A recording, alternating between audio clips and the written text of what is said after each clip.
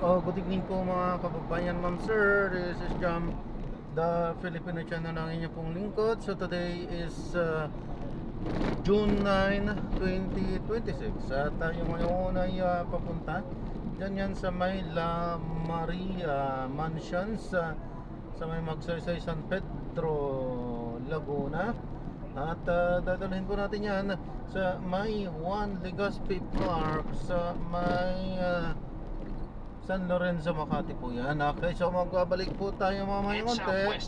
Pag nakuha na po natin sila, disclaimer lamang po, ang content po natin ay kalsada at hindi ang passenger. Kaya nga naman, sakasakali man po na may marinig kayo mga pangalan ng lugar, pangalan ng tao, pangalan ng organisasyon sa government o private man yan, ay wala pong kinalaman ng channel na ito at wala pong pinapatungkulan. Lahat po ng pinag-uusapan dito ay pawang dito lamang po yan sa loob at wala pong pinapatungkulan sa labas. Magbabalik po tayo mamaya konti pag nakuha na po natin sila. Samantala, makinig tayo ng mga nagbabagang balita at talakayan habang tayo papunta doon sa ating pick-up area. In 200 meters, turn right onto Country Drive. Ang lahat ng nasirang transmission lines dulot ng malakas na lindol na tumama sa ilang bahagi ng Soxargen region sa Mindanao. Pero umabot pa rin sa mahigit kalahating milyong residente ang walang supply ng kuryente. In 90 meters, turn right. Sinagot na ng Department of Energy ang reklamo ng sangkaterpang motorista na nagtataas presyo ang maraming gasolinahan nang walang abiso bago pa magmartes. Nagulat ang tsuper na si Cesar nang makitang nasa lagpas 82 pesos na ang diesel sa gasolinang ito. Noong nakarang linggo, nasa 74 pesos lang niya ito. Kaya kahit may 10 pisong diskwento siya, unti-unti na namang nababawasan ang kita niya bilang tsuper. Continue for 300 meters, then turn left onto Hemlock Road. Nararamdaman kasi tumataas ka agad eh. Ang taxi driver na si Jonathan, napansin din ang papiso-pisong dagdag presyo bago ang opisyal na anunsyo ng oil price hike kada Martes. Na ibang mga kasama ko nga taxi driver na reklamo ngayon, pre, ganito, ba't bigla silang tumaas? Wala pang Martes, pero hindi na lang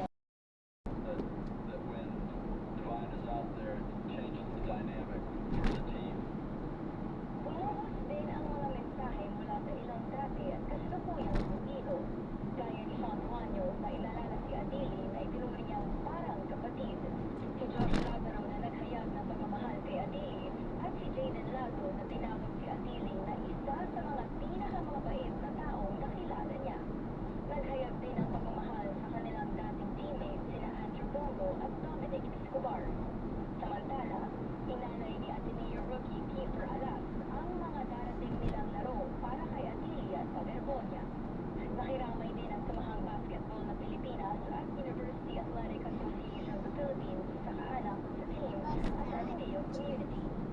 Bagamat maagang nagwakas ang buhay ni Paderbonia at Adili, mananatiling buhay ang kanilang alaala sa loob at labas ng basketball court. Sa puso't isipan ng kanilang kabuyan at mga mahal sa buhay. Paige Javier, ABS-CBN News. mga bakit sa Pinas, saan natatagpuan? Alamin sa Philippines Strangest Mystery. Yan, dari ba mga balita sa pagbabalik ng TV Patrol.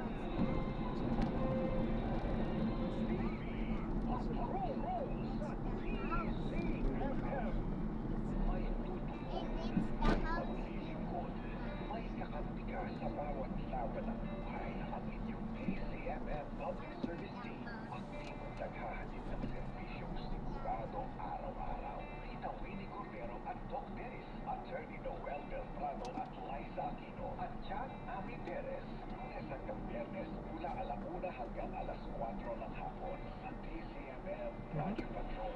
Paano kaya ito? 208, no? Sa mga insidente at aksidente. Kano? Wala yung ano. Yung nakalagay doon, 200 per NCX yun.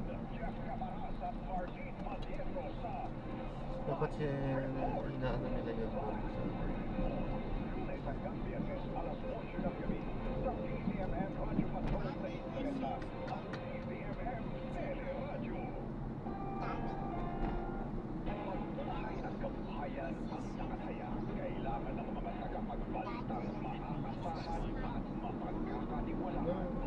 Morning news team you can trust for the news that really matter. Mga balitang kumpirmado, sigurado, araw-araw sa inyong morning news team.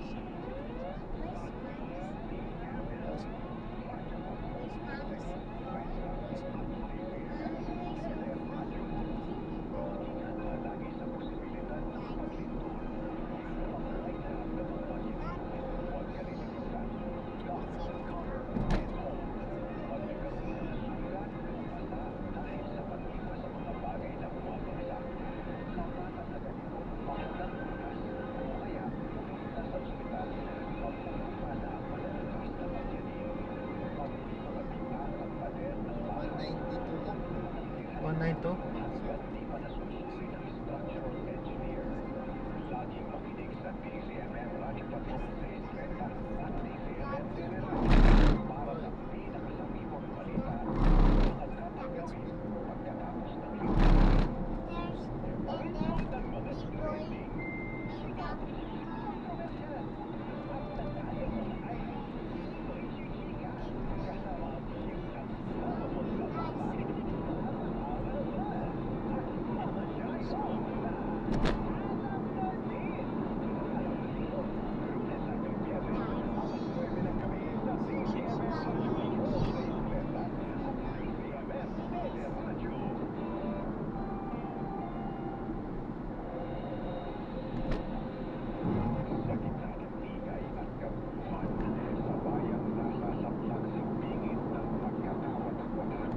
Isang himpilan ng radyo ang tinututukan at pinakikinggan. Naghahalin ng mga balitang sa lahat ng sitwasyon at panahon, nagsisabing boses at tapangan ng bayan. Basta may nangyari, yari nakareport agad sa Vintage car daw. Ay, vintage car. Radyo Patrol sa Isabela at DZMM Teleradyo. Hayaan kami ang maging pahinga. Mag-relax sa salim ng mga paborito mong tugtugin. Puno ng magagandang alaala ng nakaraan. Sa Remember Your Music. Kasama si Kuya na Martes hanggang Sabado. Alas 12 ng ating gabi sa DZMM Radyo Patrol sa Isabela.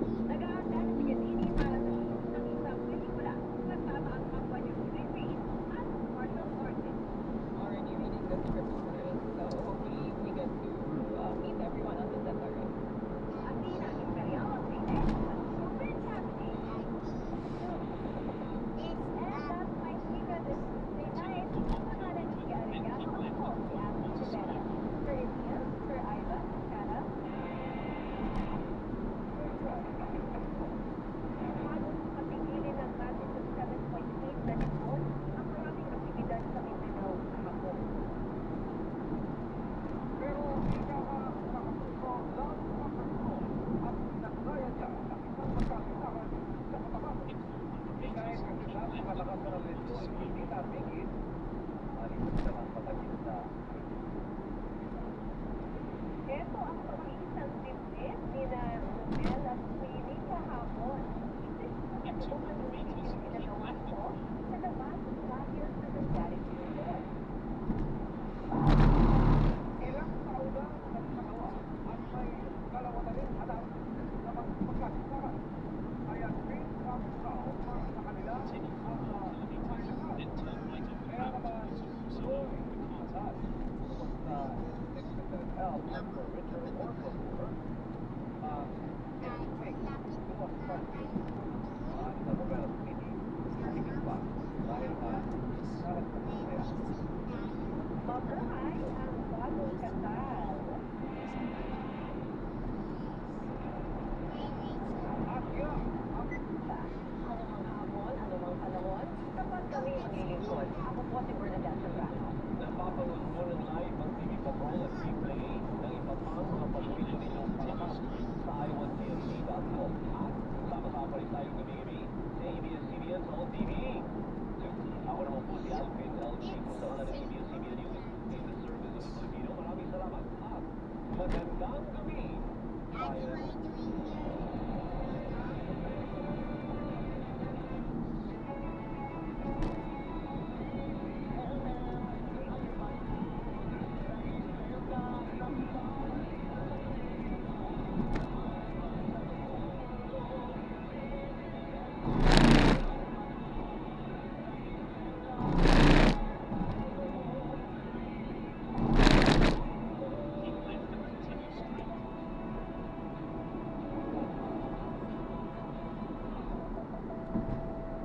Ito po ang DZMM. Maaari na kasisay ng Pilipinas na nagalipas na 40 taon. Noon, ngayon, at sa mga darating pang panahon, patuloy na magbabalita, maglilingkod at magbabantay. Kasabi ng KBP, kapisa ng mga broadcaster ng Pilipinas ang oras. 2 minuto ang makalipas ang alas 8.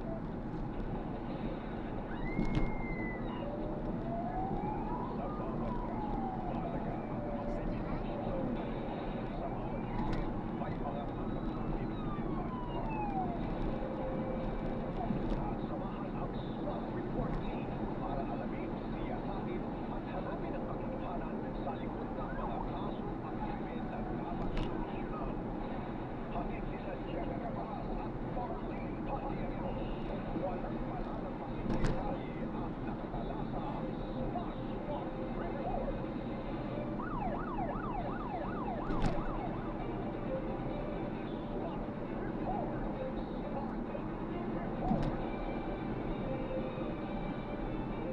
Katotohanan sa likod ng krimen, ating alamin at ating siyasatin sa SWAT Report.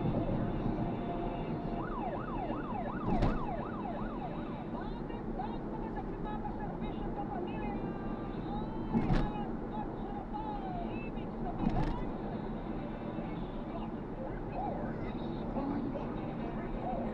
SWAT report na po. Saan ang bawat kaso ay may istorya, bawat krimen may ebidensya kailangan tugusin. Sa bawat anggulo may tanong na dapat sagutin. Ito po ang programang hindi oros sa paglabas ng katotohanan. Aming susuyurin ang bawat detalye, imbestigahan ang bawat sulok, at ilalak natin katotohanan dapat pang malaman. Bawat kaso aming tututukan sa Jack Paparas. Ang lahat ng ebidensya ay aming susuriin. Ako naman si Radyo Patrol Marlene Padiernos. At ito ang SWAT Report.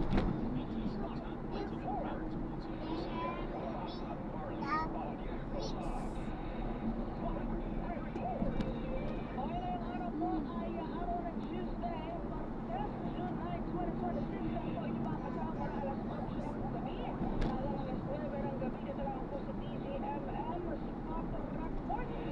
Abay, napakarami po nangyari ngayon at patuloy pa rin inaantabayanan ng mga update dyan sa pagyanig ng lindol sa bahagi ng Mindanao.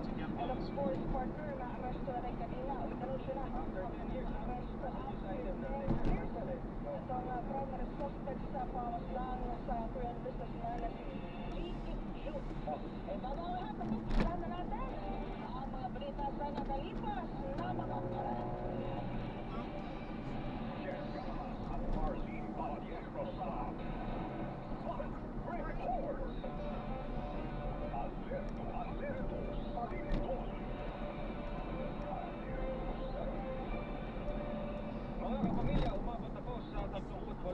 nasawi sa malakas na lindol sa Socsargen Region. Ayon po yan sa Office of Civil Defense. Halos 500 naman ang sugatan habang 4 pa rin ang nawawala. Sa General Santos City, patuloy ang search operation sa 2 pang individual sa Gumuhong Grocery Store sa Barangay Kalumpang. Aminado naman ang OCD na posibleng tumaas pa ang bilang ng mga namatay at sugatan habang patuloy ang operasyon at assessment. Sa datos naman ng PBOX, hanggang kaninang alas 10 ng umaga, umabot na sa mahigit 1,100 ang naitalang aftershocks. 28 rito ang naramdaman mula magnitude 1.3 hanggang 6.4. Report! Samantala, pinagplanuhan na ni Pangulong Marcos Jr. ang pagbisita sa Mindanao para alamin ang sitwasyon ng mga kabayang naapektuhan ng malakas na lindol. Inibuliyak ng Malacanang ang eksaktong araw na magiging biyahe ni Pangulong Ferdinand Marcos Jr. Pero sigurado nilang plano niyang magpunta sa Mindanao para makapaghatid ng tulong sa mga biktima. Itong araw na nagtatawag ng situation briefing ang Pangulo kung saan inilatag ng iba't ibang ahensya ng pamahalaan ang update sa mga ginagawang pagtulong sa mga naapektuhan ng lindol.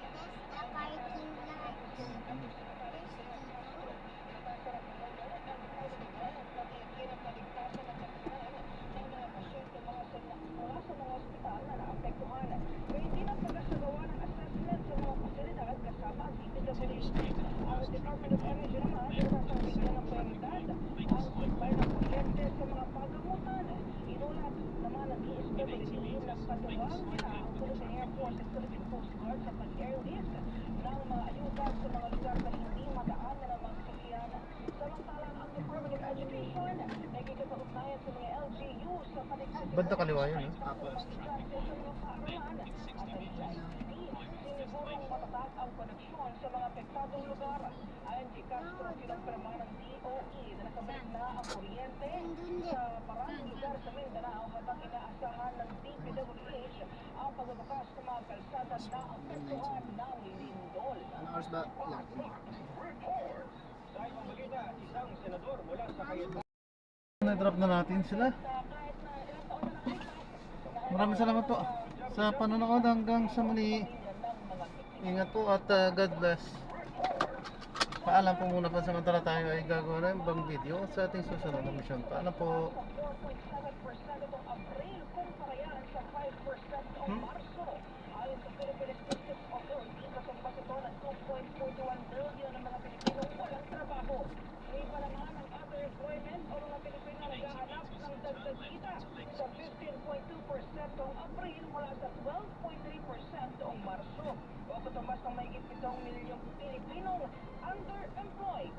Sabi naman ni National Statistician Claire Dennis Mapa, ito ang pinakamataas na underemployment rate sa bansa mula noong July 2023. Pinakamatinding tinamaan ang sektor ng wholesale at retail trade, kung saan o gayon din ang transport at storage sector na may uugnay sa krisis sa langis. Bunsod yan ng bulog sa Middle East.